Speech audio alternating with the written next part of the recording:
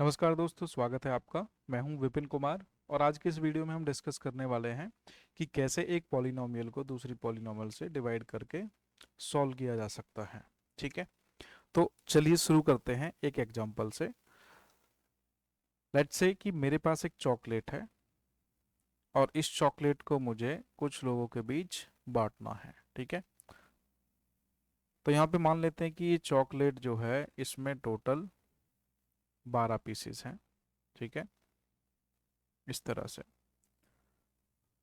तो ये 12 पीस हैं और इसको माना कि x+2 लोगों में मुझे बांटना है। ठीक है, इसको x+2 लोगों में मुझे बांटना है।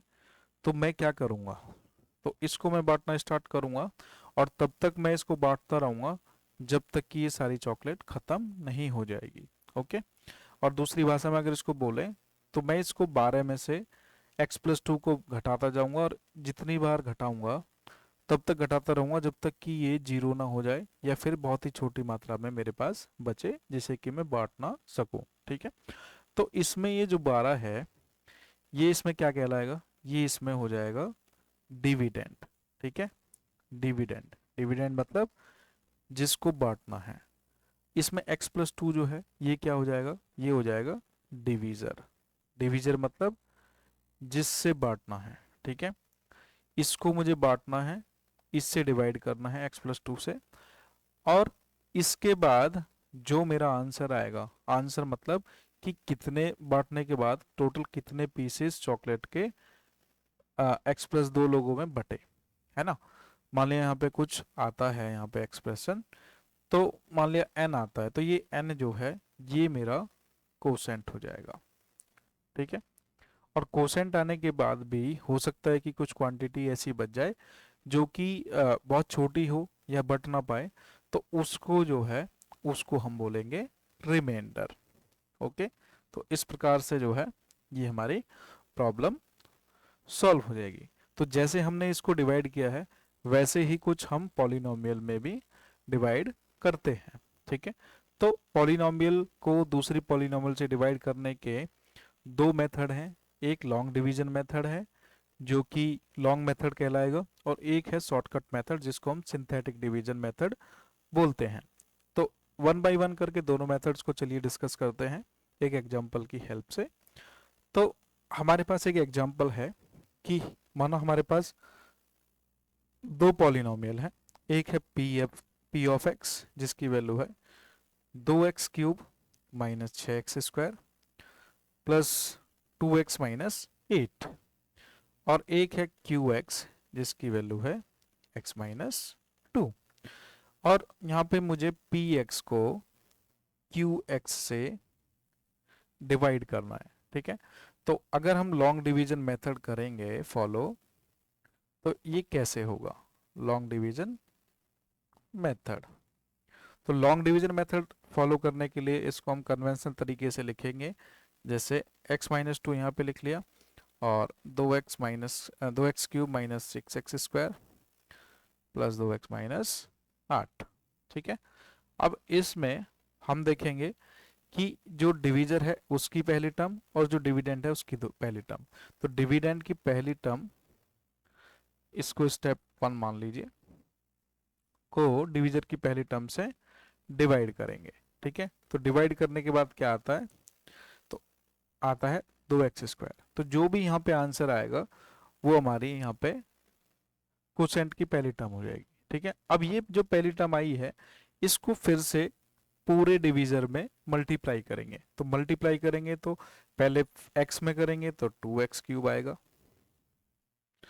और फिर 2x² को -2 में करेंगे तो -4x² आएगा। ठीक है, इसके बाद इसको घटाते हैं।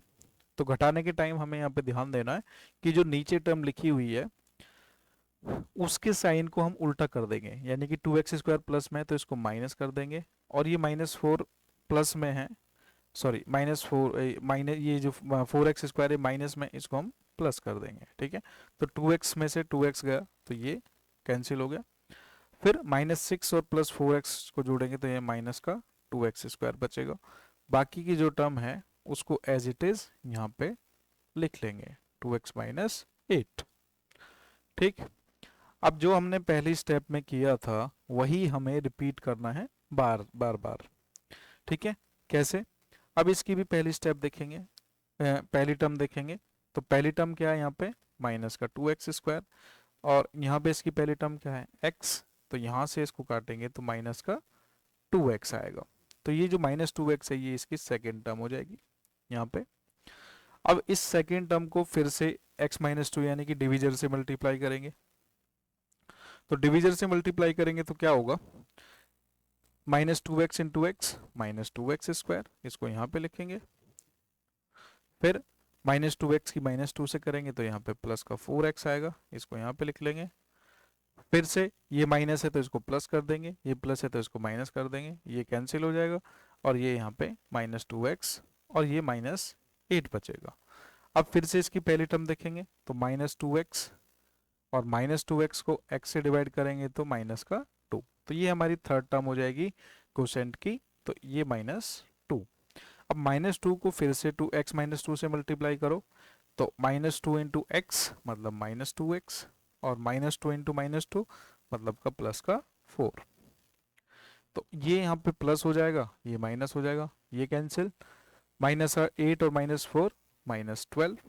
ओके, तो ये -12 जो है इसमें अब कोई भी x की टर्म नहीं है तो ये हमारा रिमाइंडर हो जाएगा। ठीक है, ये हमारा क्या हुआ? रिमाइंडर। और इसमें जो यहाँ पे एक्सप्रेशन आया है ये हमारा क्या है? कोसेंट। ठीक है, तो इस तरह से ये लॉन्ग डिवीजन मेथड से हमारा कोसेंट आ गया रिमाइंडर। तो रिमाइंडर नॉन जीरो भी हो सकता है, जीरो भी हो सकता है। ठीक, तो इसको हम लिखेंगे कैसे? अब इसको हम लिखेंगे कि px divided by qx is equal to, जो हमारा कोशेंट आया वो लिख लिया हमने यहाँ, जो हमारा रिमाइंडर आया उसको हम लिखेंगे ऊपर और जो हमारा डिवीजर आया उसको हम लिखेंगे यहाँ पे। ठीक है, तो इस फॉर्म में हम इसको लिख सकते हैं, ये हमारा फाइनल आंसर हो जाएगा। अब बात करते हैं सिंथेटिक डिवीजन मेथड की, जो कि एक शॉर्टकट मेथड है और सवाल को जल्दी से सॉल्व करने के लिए यूज किया जाता है। तो फिर से अगर हम देखें तो px जो है 2x³ minus 6x² plus 2x minus 8। इसके जो न्यूमेरिकल कोफिशिएंट है उनको यहाँ पे लिख लेते हैं, 2 -6 2 और -8। ठीक है, अब जो qx है यहाँ पे ध्यान देना है आपको, x-2। अब इसमें हमें देखना है कि ये x के बाद जो ये -2 है तो हमें नंबर यहाँ पे इस तरीके से लिखना है कि अगर यहाँ माइनस है तो इस नंबर को हम ले लेंगे प्लस करके। ठीक है, तो ये 2 हमने यहाँ पे लिख लिया। ठीक, अब यहाँ से आगे की स्टेप जो है उसको थोड़ा ध्यान से देखना है। अब इसमें जो फर्स्ट न्यूमेरिकल कोफिशिएंट है उसको एज इट इज नीचे लिख दिया। फिर ये जो 2 है इसकी इस 2 में मल्टीप्लाई कर दी। ठीक है, तो 2 2 जा कितना आया? 4। इस 4 को हम कहाँ लिखेंगे? यहाँ पे। तो ये लिख दिया, इन दोनों को जोड़ देंगे तो इन दोनों को जोड़ने के बाद कितना आएगा? -2। ठीक, अब ये जो -2 आया है इसको फिर से इसके साथ मल्टीप्लाई करेंगे तो 2 -2 मतलब -4 मल्टीप्लाई करने के बाद अब इन दोनों को जोड़ेंगे तो -2 फिर से वही काम करना है हमें, इसकी मल्टीप्लाई इसमें करेंगे, -2 और 2 -4 इसको यहाँ पे लिख देंगे। तो ये 8 माइनस का है और 4 भी माइनस का, इन दोनों को जोड़ेंगे तो -12। ठीक, तो हमारे पास यहाँ पे 4 नंबर आ गए हैं। तो इसमें जो लास्ट का नंबर है वो हमेशा रिमाइंडर रहेगा।